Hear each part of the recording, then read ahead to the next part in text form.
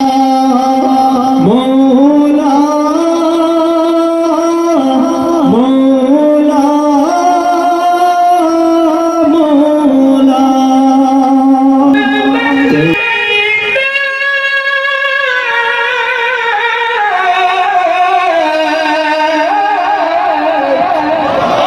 Viewers, আসসালামু আলাইকুম। তো সবাই কেমন আছেন?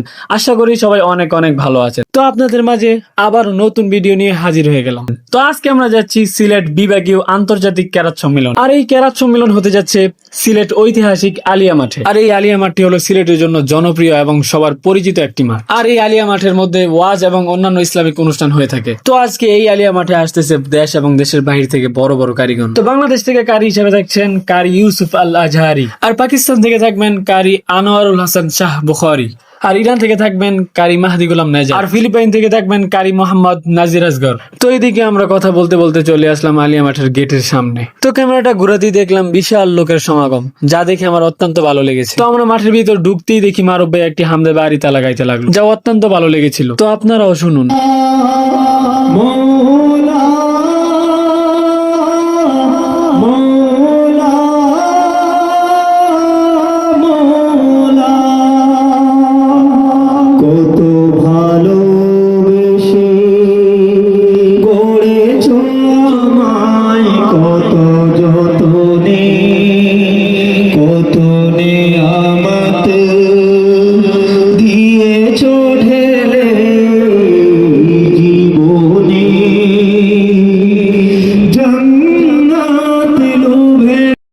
তিনি গজল শেষ করে স্টেজ থেকে নামা মাত্রই আমরা চলে গেলাম ওনার কাছে ফটো নিতে। তো প্রথম সাকিব ওনার সাথে ফটো তুললো, তারপর ফটো তুললাম আমি। তো এইদিকে আমরা ফটো তুলতে তুলতে ওই দিক দিয়ে এসে আজান দিয়ে দিল।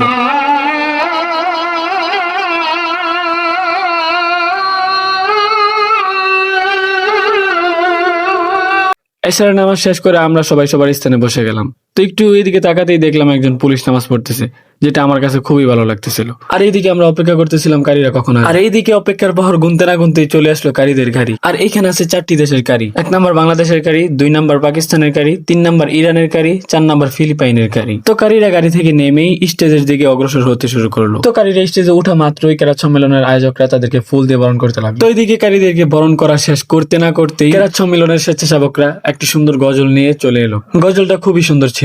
তাকে শুধু আমি একাই শুনবো না, আপনারা শুনুন।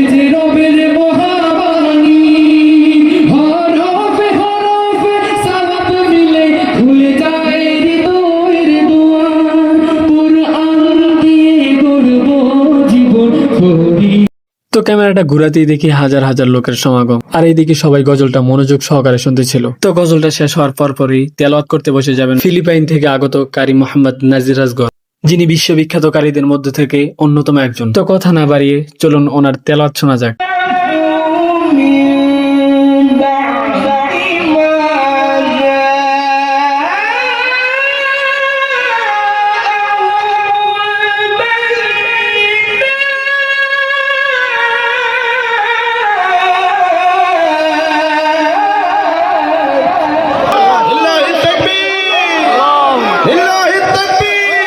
তো এইদিকে কারি মোহাম্মদ নাজির আসগরের তেলাওয়াত শেষ করার সাথে সাথেই বসে গেলেন কারি মাহদি গোলাম নেজা, যিনি বিশ্ববিখ্যাত কারীদের মধ্যে থেকে অন্যতম একজন। তো কথা না বাড়িয়ে চলুন ওনার তেলাওয়াত শোনা যাক।